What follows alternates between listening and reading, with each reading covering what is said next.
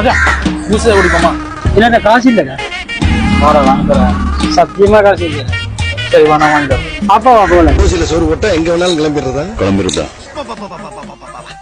என்ன வெயிலு இந்த ஊர்ல தான் அப்படியா? அப்புறம் உனக்கு என்ன விரும்புதோ அதை சொல்லி கொடுக்கலாம். என்னோட காசு இல்லை தெரியுங்களா?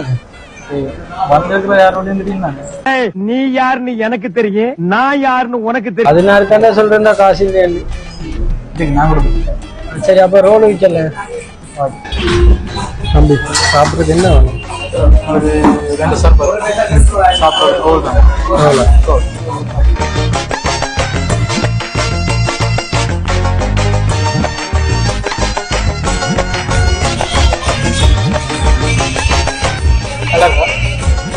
நல்லா இருக்கு. நல்லா தான் இருக்கு.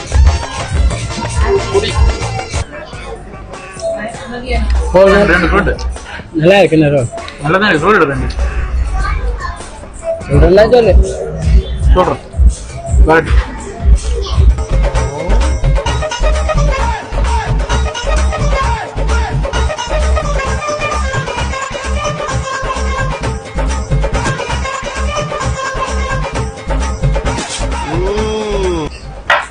சொல்றா. போன் பேசிட்டு புரிஞ்சுடா. வந்து போன் பேசிட்டு வந்து எனக்கு காசு இல்லடா. போன் பார்த்துட்டு இப்ப வந்துருவேன்.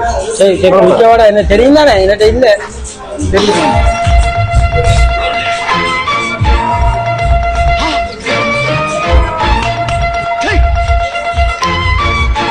இல்லடா போன் காய்ச்சிட்டு வரான்னு சொன்னவங்க என்ன பாவனையில மாட்டிக்கிட்டேனோ. பொக்கெட்டுக்கு ஒரு 5 பைசா கூட இல்லை.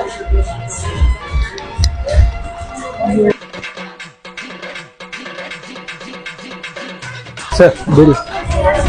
ஃப்ரெண்ட் வெளியில போயிட்டு அவர் பில் தருங்க.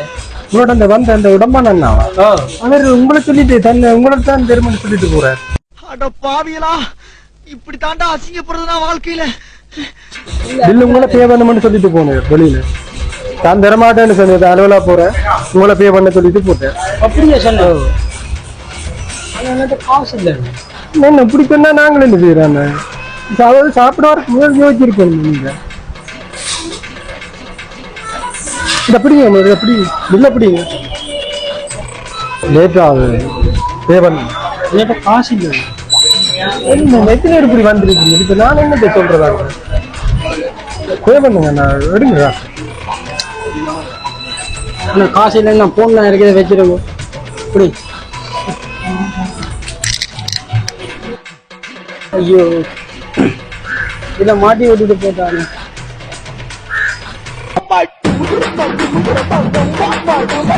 I'm